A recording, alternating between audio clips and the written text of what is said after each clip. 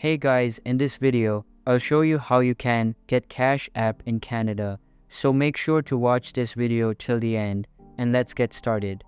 First of all, open the Play Store or App Store on your mobile device and you can download the Cash App from there.